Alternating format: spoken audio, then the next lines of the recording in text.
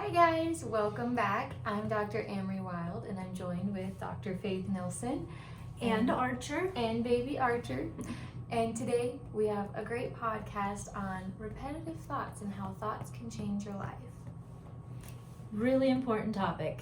It is. I think it's one a lot of people don't think is important, or they think they're doing a good job at it, and yet it's really important. So 90% of our thoughts are repetitive. So if you can change your thoughts, you can literally change your life. it's amazing, isn't it? Yeah, because if you think about it, they say that on average 70 to 80% of our thoughts are actually negative thoughts. How sad is that? And it's whether it's weather, which it is cold today, as Amory's out here looking like spring. It's like 37. And to be spring. But it could be on the weather, it could be on you, it could be on like your health, your diet, like just, work, children, so many things. And when it's all that negativity, it just festers and grows and grows and grows. So and it's repetitive. It's what we're thinking about constantly. Every It's single day. Mostly negative. Yeah. This actually comes from living in the fight or flight response, which I thought was really interesting when I read about it. And it's because I show people a line scale, I think is what they called. I don't know, I'm 50 and it's been a long time since I've been in mathematics. But anyway, in the middle is balanced. On one side is fight or flight, and on the other side is the parasympathetic side of the scale. And they talk about how most people live over in fight or flight, number 2 to 3 out of 10. So it's actually, quite a bit in there. But it's living in that constant just fight or flight, that actually causes these negative effects. They said it's actually from fear, self-criticism. A lot of times it fuels our anxiety, and anyway, it can have really catastrophic you need to edit that. So anyway, I thought it was interesting. My husband and I were with his parents, and we went to, it was a building, it's a beautiful building. It had lots of beautiful, what I thought was beautiful artwork in it. And you have to know that my husband's dad is a very negative person. Very pessimistic. Very, very much. So much so that when he comes over, a lot of times my kids start to glaze over, or they're busy, things like that. It's not that they don't love him, but to be around him too much is exhausting, yeah. So we were in this building, this amazing building, and I thought the artwork was beautiful. I went and I was showing some to my husband, and we were talking about it and discussing the meaning of it and what, just different things on these paintings. And I left there having an amazing experience, just amazing. And we get in the car, and one of the first things out of my father-in-law's mouth is, well, the paintings in there were terrible. And I just was like, really? I said, I thought they were amazing, and I even shared one of them and what I loved about it and why. And he stopped complaining and changed the subject. But I really think it's when you live in that fight or flight misery, or if you live in happy and balance, it's how you see the world, and it's why two people can go in and have the same experience, and one come out and say, oh, it was amazing and beautiful, and another one come out and say that was the worst thing, but it's really where you are on that scale, and because it really leads to your fears and just unhappiness in general. And so anyway, and really how we treat other people is really just a reflection about really how we feel about ourselves, and that's really hard, because sometimes when you think about that, obviously he doesn't really think very highly about himself, which is why he's probably always so negative and pessimistic. Now, if you ever watch this, father-in-law, I won't say your name, know that I love you, but You are very negative. Well, I think it's how we can choose how we perceive the world. We can see it in negative. Like, there's so much negativity out there, and we can live in that. Mhm. But there's so much good too, and you can choose to live in that as well. Yeah, that is very true. So we saw on, I don't even know where we saw it. I think it was Facebook. Yeah, probably. there was this experiment that people did. You have to know that 20% of stuff you see on social media is false. It's So inaccurate, not true. exactly, and a lot of people do things on there just to get followers, even though what they're saying they're not doing themselves. So anyway, so we saw this thing where people talk to water and it looked different, and so anyway, so I thought, well, I have a microscope, we might as well try it out, right? Let's see if this is part of the 20% that's true or the 80% that isn't. Exactly. So anyway, so I had my husband and Amory at the time, and we filled up a cup of water, so it came from the same cup, and we took part of the water and poured it in ice cube trays and the other part in another ice cube tray. And anyway, so Amory I gave one of the ice cube trays to, and she went and talked to it really nice and kind and sweet and told it how pretty it was, and I don't know what else. But anyway, and then my husband took the other ice cube tray outside because I don't really like negativity in my house. And so he yelled and screamed and swore and cussed at it. And anyway, and this was shortly before we went to bed, and then he came inside and we put him in the freezer. But just by him verbalizing that, I was amazed how much the feeling being around him changed. You know, normally he's one that I like to be around. I enjoy it. It's comfortable. But boy, after that, I actually felt like put off by it. It was really interesting, and he said he even felt it, which was interesting as well. So anyway, so the next day, the ice is frozen. I come to work and I bring the ice, and I didn't have clients first thing in the morning, so I thought, well, I'm going to look at this ice underneath the microscope. And so I looked at the ice that my husband yelled at first, and swore and cussed out and whatever else. And so anyway, it had they had crystals in the ice, because you can kind of look at the melted water part. But around the crystals was really dark black. I'd say almost like a charcoal color. There was no life in the water, which I didn't really think about until I saw the other water. But just darker crystals, it actually really looked void of life, essentially, is what it was. And so then I went and looked at the water that you had spoken to, right? And talked nice to. And the water in there was actually stuff swimming in there, which I don't know if it's good or not, but I was like, but there's at least life. And the crystals have blue around them. And it was like completely different looking at this ice under the microscope. As to where one was void of life and just felt very dark. The crystals were dark. It was kind of crazy. The other one had life in it, and the crystals were blue. And anyway, I speak on that every once in a while, just because I feel like what we say out of our mouth and what we think out of our heads is so important. And you know, the one person that hears you all the time is yourself. Mm-hmm. And so if you're speaking bad about yourself, or even in negative ways, like, it's gonna affect you. Absolutely. We had a lady come in here this last week, and she was, we do a lot of affirmations, right? And she was saying that, oh, I do affirmations. And I was like, okay, well, tell me which ones you say. And essentially she's having some health and stress issues. And essentially it was like, well, I'm gonna have stress today, but I'll overcome it. And I was like, oh no, like this is, it's fine, but you need to change it to the positive. You need to say, I'm gonna have a great day. If I get stressed, I'm gonna overcome it. This isn't a big deal.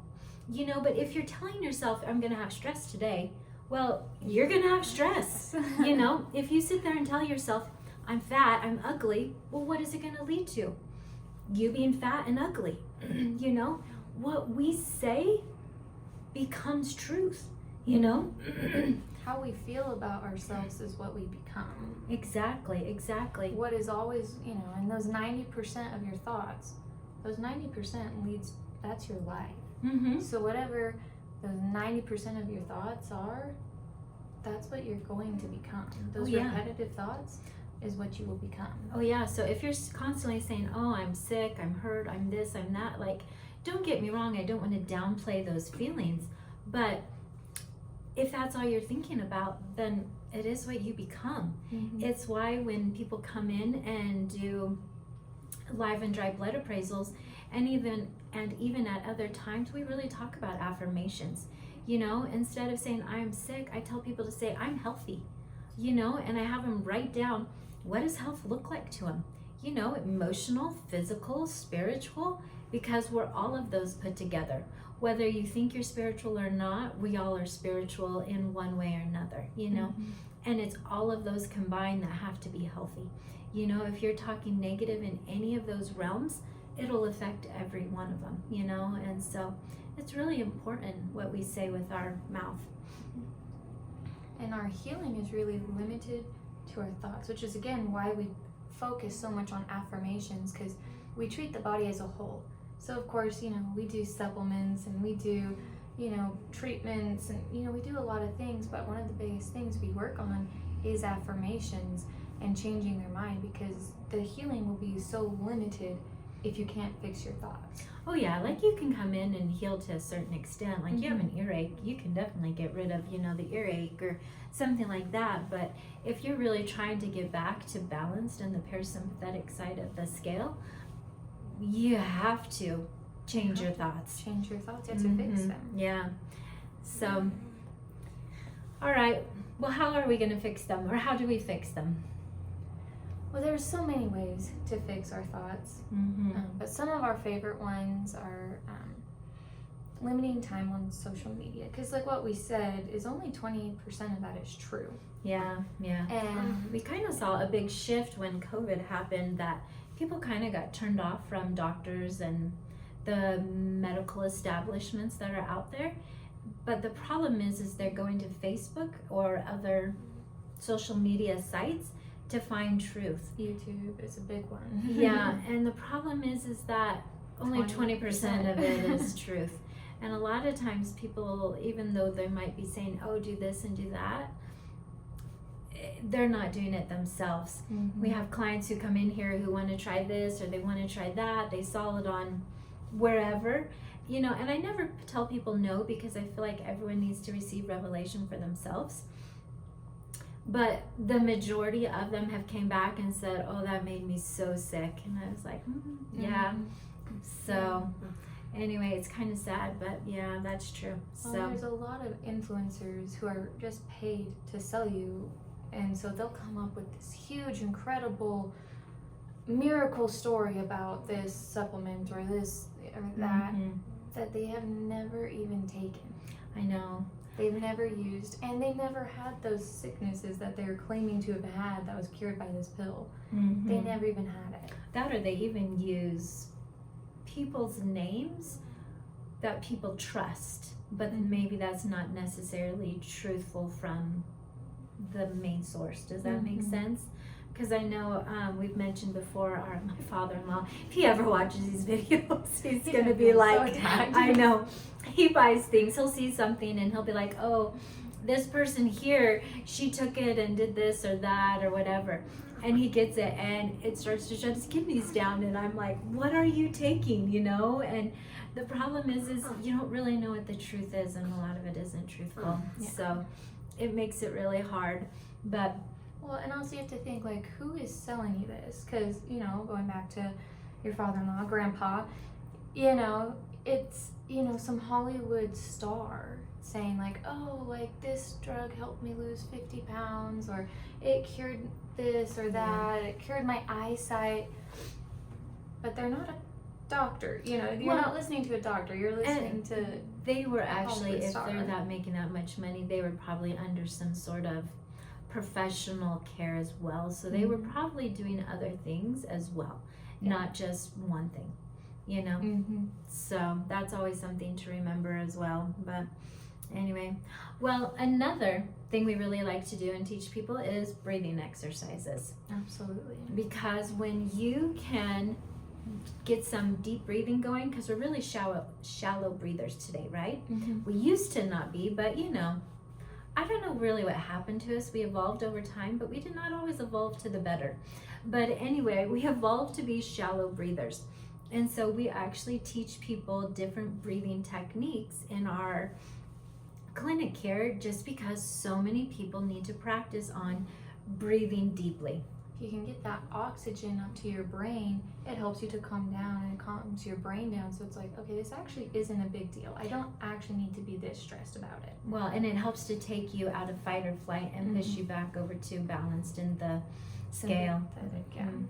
So what is an easy breathing technique we could teach our listeners? We like the 4-7-8 method. I mean, I think it's just the easiest. It's one you can do literally anywhere. Like, you don't have to sit down and meditate. You can do it while you're walking, driving, you can do it at work, and people aren't going to be like, what on earth is this person doing? Grocery stores. Yeah. So the 4-7-8 method is you breathe in for 4 seconds, and then you'll hold for 7 seconds, and then you'll breathe out for 8 seconds. And you repeat that 3 times at least, or until you actually feel yourself coming out of that fight or flight and you feel like you're getting that oxygen and you can kind of come down off that wall. Yeah. It's actually one thing I do almost every morning and every night before I go to bed. I usually do it at night when I'm laying in bed, and then in the morning I do this different exercise thing, and a lot of times when I'm laying on the ground afterwards, just slowing my breathing down, I'll do it then just to kind of get the oxygen flowing back up to my brain and to kind of get me out of that cortisol your spike. nervous system for the whole day. Yeah, so it's actually really important and really good for you to do. So another one is grounding techniques, which I think a lot of people kind of overlook, especially like we live in Idaho. Everyone, on like the coast, they live in Florida, they go walk on the beach, it's so easy to ground there, like being in the even ocean, in salt warmer water. places, you can go walk out 20, almost every day of the year. Maybe not every, but pretty close. So Idaho, that is not the case. But Idaho is not the case, and so a lot of people, they just kind of overlook it, like, oh yeah, grounding, whatever. I got grounding sheets, and I'm not saying those aren't effective, because I have seen in some people's blood that they do work, and in other people's blood they don't work. Exactly. I think it definitely depends on where you got your grounding sheets. But nothing is going to be as effective as going outside, getting in the grass and in the dirt and in the sunshine, because that makes a big difference too. We have so many people who are buying the grounding mats and the grounding sheets and the red light and everything, but they don't realize that you can get infrared light from the sun. Yeah, And all you gotta do is go outside by taking your shoes off outside. Actually, I tell people the very best grounding technique you can do over red light therapy, over grounding mats, sheets, everything else, is to go outside for a minimum of 20 minutes a day, walk in the grass barefoot. I know sometimes we think, if we're not spending thousands of dollars, it has to be a better technique. No, it really doesn't. I mean, yeah, it works, but we see, like I said, you said positive and negative on both sides of that. But no one ever goes outside and spends 20 minutes barefoot in the grass and has a negative effect. Nobody. Every single person benefits from it, and so it's just one of those things that's free, easy to do, and really it will have the best benefit for you. Actually, we're getting ready to build a house this fall, and my husband and I have talked about putting we're doing a greenhouse attached to it, and we're going to put a place out there that just has some dirt in it, so we can go out there and ground year round in the winter. So I will say it is difficult to ground here in the winter. Yeah. There is no ground. It's even people's electrical charges gets really low here in the winter, especially where the ground is frozen. Even though you're not walking outside barefoot, we feel it in here when people come in. We see it, so it's crazy. Absolutely. So all right, so another one which is really, I think, important and also hard for several reasons, is to surround yourself with people that elevate you, meaning that bring you up, and to really restrict or eliminate contact with people who bring you down, okay? And so sometimes those are family members or even really good friends. Absolutely. And sometimes you're having to restrict your time that you spend with them. Yeah. So if you think of it as like a degrees, you explained this really well to someone yesterday. You want to tell us? So it's actually from Ed Milet's book, The Power of One More. I'm going to give him credit, but he talks about a thermostat, and like when there's a thermostat, if the whole room is 50 degrees, but you set that thermostat at 70 degrees, it's going to rise up to 70 degrees. Or if it's 70 degrees and you want it 50 and you set it at 50, the whole room is going to cool down.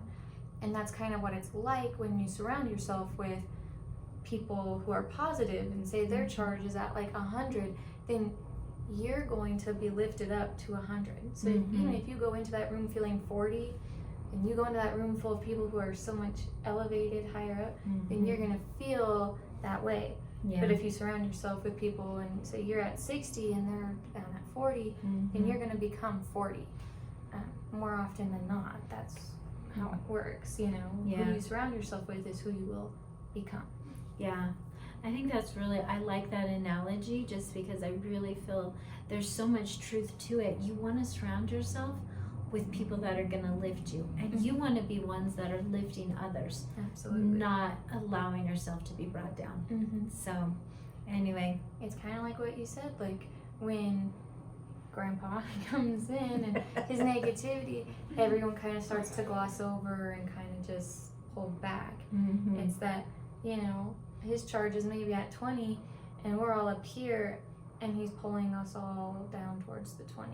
And none of us want to go, and so we all just kind of go back. We just kind of pull back into ourselves. Yeah, I would say that's very true. So, all right, well, because Fiducia is our main sponsor, they actually do have a couple of great products. One is Anxious List. It is for anxiety, depression, stress, things like that, which is actually really helpful. It actually kind of helps to quiet the mind down, kind of get it to where you can process things and think about things clearly, which is actually really critical. So, and it absolutely is like full of things that are so good for your adrenal glands, which, you know, that's where cortisol, that stress hormone comes from. And so it's not just helping you with that temporary stress, but it's also feeding those adrenal glands to help them be stronger and kind of take your body out of that fight or flight, so that next time you're actually handling the stress better. Exactly. And then they have a children's formula too. Yeah, children's stress list, which is great. Like you can use it all the way down to your 1-year-olds, even younger, especially like if they're really fussy, you can't get them to calm down. Obviously the dosages are different for children, but you give them a little dose of that and it actually is really amazing how quickly it can calm them down and just kind of take them out of that fight or flight as well. Yeah, well, we see so many kids today, not even just babies, but kids that are really struggling with anxiety.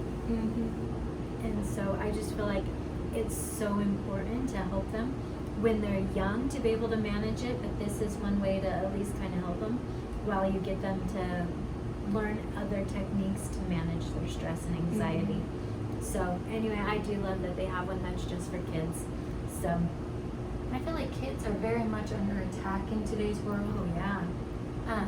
You know, with social media and their TV and trying to fit in, everything is really centered at attacking children. Like even the ads are centered around getting kids to want this, not necessarily adults, because they know who their audience is. Oh yeah, they do. All right. Well, we have one last quote, and it says that whatever we plant in our subconscious mind and nourish with repetition and emotions will one day become a reality. And I like that quote because I think it goes both ways. We've kind of talked more on the negative here, but a little on the positive, but it's positive too. If you're telling yourself, I am healthy, I'm happy, I am beautiful, like whatever it is you need to hear, if you're telling yourself that every single day, repetitive, because remember, our thoughts are repetitive, then it's what we become. you know, and I think that's something that we need right now in life and in our society, is to turn those thoughts from the negative to the positive so that we can become a happier people. We used to be, I feel like, more happier societies than what we have now. But I feel like over the last 10 or so years, we've really become a negative society, and we focus more on the negative than the positive. And I think it's important to get back to focusing on the positive. It's where life and happiness and joy is. And who doesn't want that for themselves and for their children, their families? So, Well, thank you so much for tuning in. And if you need help with affirmations or ordering on the Fiducia site, let us know. And we look forward to hearing from you guys and your thoughts on this podcast. thanks.